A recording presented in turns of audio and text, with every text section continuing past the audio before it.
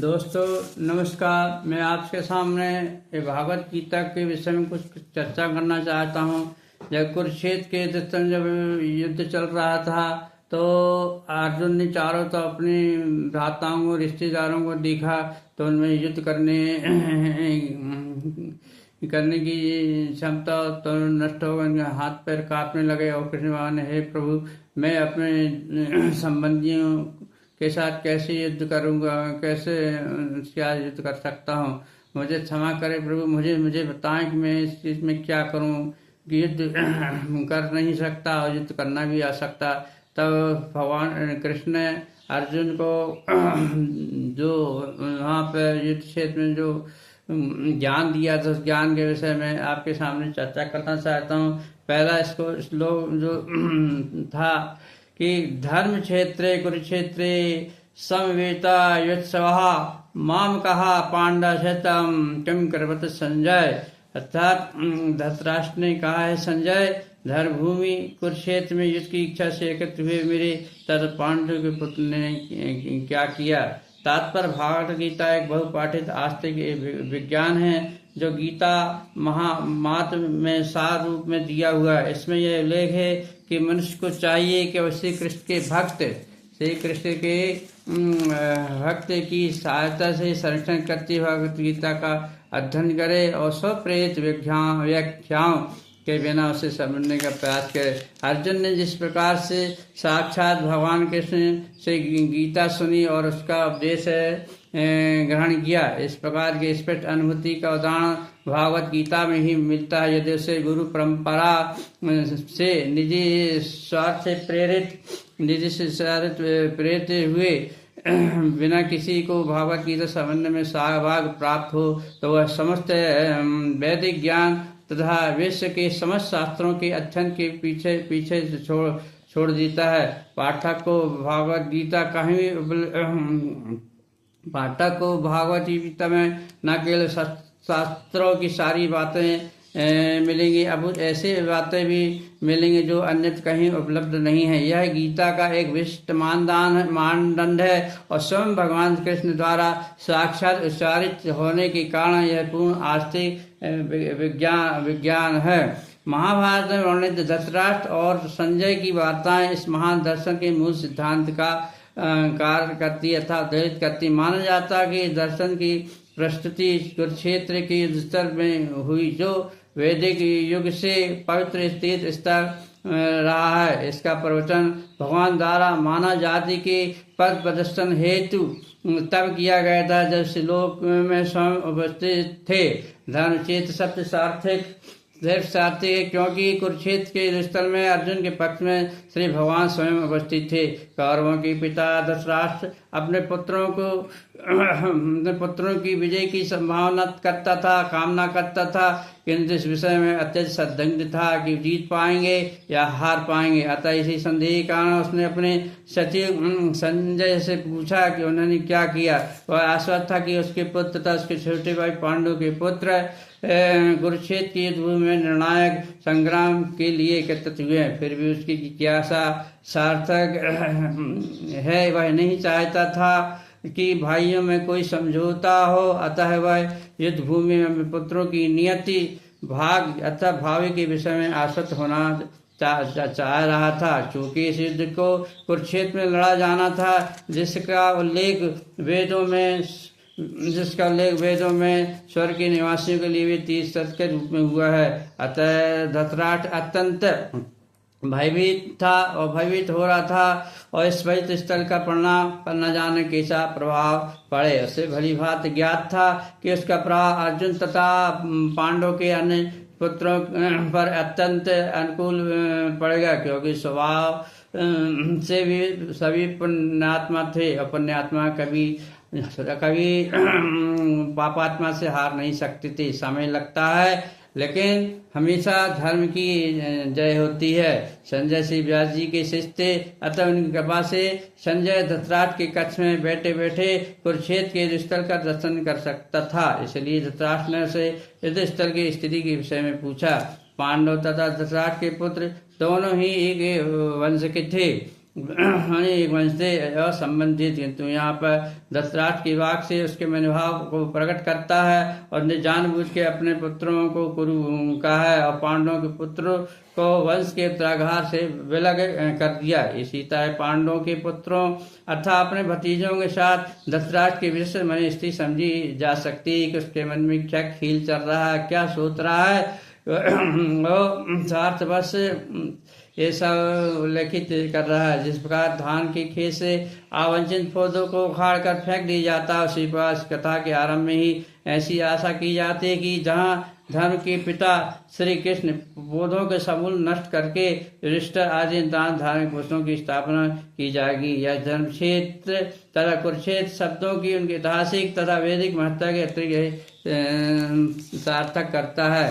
संजय जी कहते हैं, दृष्टा तु पांडवानिकम व्यूढ़म दुर्योधन स्थिता आचार्यम पसंदंगस्य राजा वचनम प्रवीत।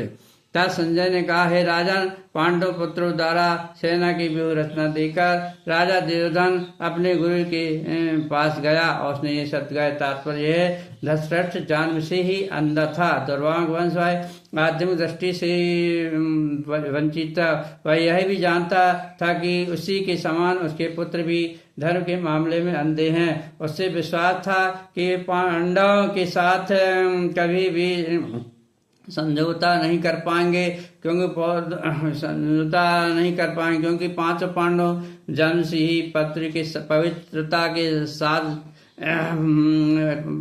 के साथ रहते थे और फिर भी उसे तीर्थर के प्रवाह के विषय में संदेह था। इसलिए संजय भूमि की स्थिति के विषय में उनसे प्रश्न के मतलब को समझ गया था। अतः वह निराश राजा को प्रोत्साहित करना चाह रहा था। उसने उसे विश्वास दिलाया कि उसके पुत्र पवित्र स्थान के प्रभाव में आकर किसी प्रकार का समझौता करने नहीं जा रहे हैं। उसने राजा को बताया कि उसका पुत्र दुर्योधन पांडवों की सेना को देखकर तुरंत अपने सेनापति द्रोणाचार्य को वास्तविक स्थिति से अवगत कराने गया। यद्यपि दुर्योधन को राजा कहकर संबोधित किया गया, तो भी स्थिति की गंभीरता के कारण उसे सेनापति के पास जाना पड़ा था। अतएव दुर्योधन राजनीतिक बनने के लिए सर्वथा युक्त था, किंतु जब उसने पांडवों की व्यूह रचना देखी तो उसका यह कूटनीतिक व्यापार उसके भय से छिपा न पाया। तीसरा श्लोक आपके संबंध करूं। पश्येतं पांडुपुत्राणामाचार्य महिति चमूहं व्यूणां द्रवपुत्रेण तव शिष्येण धीमिता। अर्थात हे आचार्य, पांडव पुत्र की विशाल सेना को देखें, जिसे आपके बुद्धिमान शिष्य द्रुपद के पुत्र थे वे इतने कुशल से व्यवस्थित किया है। इसका तात्पर्य यह है कि परम राजनीतिक दुर्योधन महान ब्राह्मण सेनापति द्रोणाचार्य के विषयों को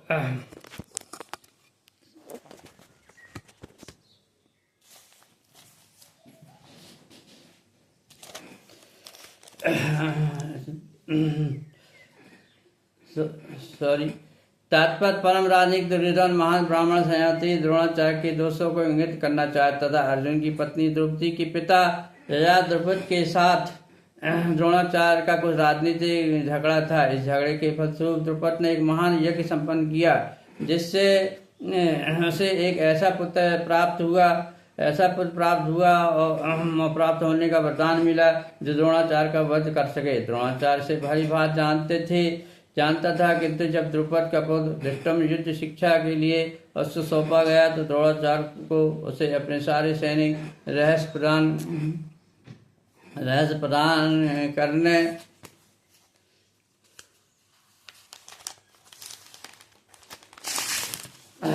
प्रदान करने के लिए एक में कोई झिझक नहीं हुई। अतः दुष्टम ने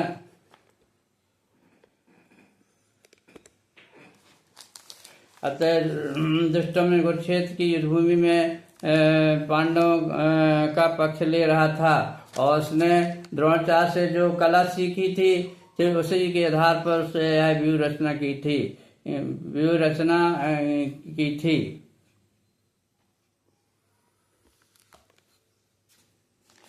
दुर्योधन ने द्रोणाचार्य की इस दुर्बलता की इंगित किया जिससे वह युद्ध में सजग रहे और समझौता न करे।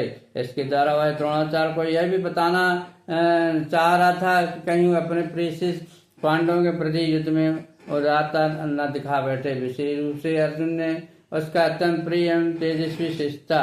दुर्योधन ने यह भी चेतावनी दी कि युद्ध में इस प्रकार की उदारता से हार हो सकती है। चौथा श्लोक मैं आपके सामने पेश करना चाहता हूँ। अतशूरा महेश्वासा विमार्जुन समायुधि युयोधानो विराटस्य द्रुपदस्य महारथा। अर्थात सेना में भीम तथा अर्जुन के समान युद्ध करने वाले अनेक वीर धनुर्धर हैं तथा महारथी युयोधान विराट द्रुपद आदि। तात्पर्य यह है यदि युद्ध कला में द्रोणाचार्य की महान शक्ति के यद्यपि युद्ध कला में द्रोणाचार्य की महान शक्ति के समक्ष दृष्टम महत्वपूर्ण वादक नहीं था, किंतु ऐसे अनेक योद्धा थे जिनसे भय था कि दुर्योधन ने उन्हें विजय पथ में अत्यंत बाधक बताता है, क्योंकि इनमें से जो प्रत्येक युद्ध भूमि तथा अर्जुन के समान दुर्जय था उससे भूमि तथा अर्जुन की बल का ज्ञान था। इसलिए वह अन्यों की तुलना इन दोनों से करता था। 5वां अध्याय 5वां श्लोक आपके सामने प्रस्तुत कर रहा हूँ। दृष्टकितान काशी राजस्य वीरवान पुरजित कुंती भोजस सैव्यस नत पंगवा। अर्थात इनके साथ ही धृष्टकेतु चेकितान काशीराज पुरजित कुंती भोज तथा सैव्य जैसे महान शक्तिशाली योद्धा भी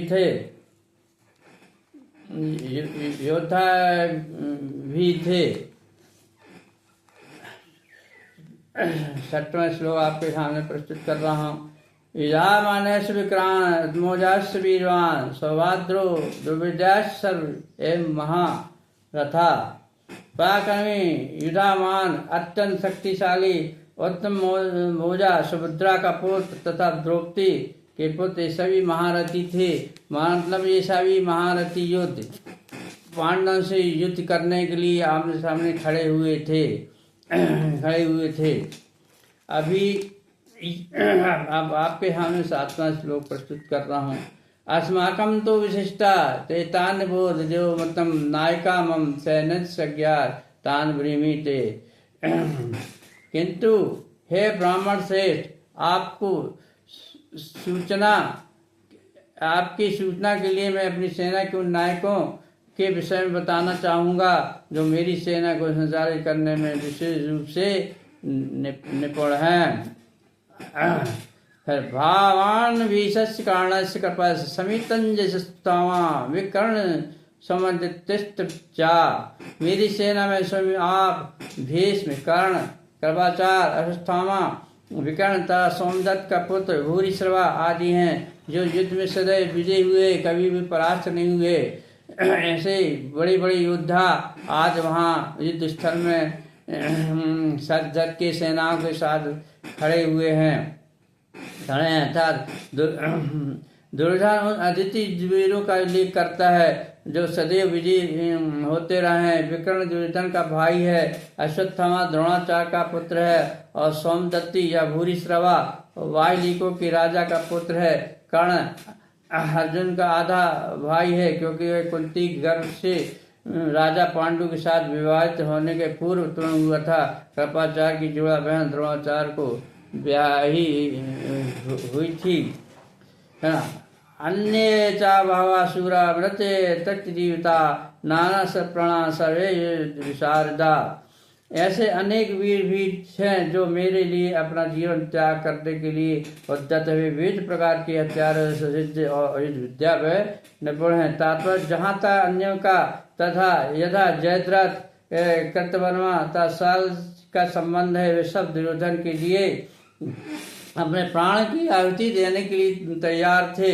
और दूसरे शब्दों यह पूर्व निश्चय है कि वे अब पापी दुर्योधन के दल में सम्मिलित होने के कारण कुरुक्षेत्र के युद्ध में वे निस्संदेह मारे जाएंगे। अपने मित्रों की संयुक्त शक्ति के कारण दुर्योधन अपनी विजय के प्रति आश्वस्त था। यहाँ से मैं विराम देना चाहूँगा। अब नेक्स्ट आपके सामने कल प्रस्तुत होऊंगा। जय श्री राम। राधे कृष्ण राधे कृष्णा।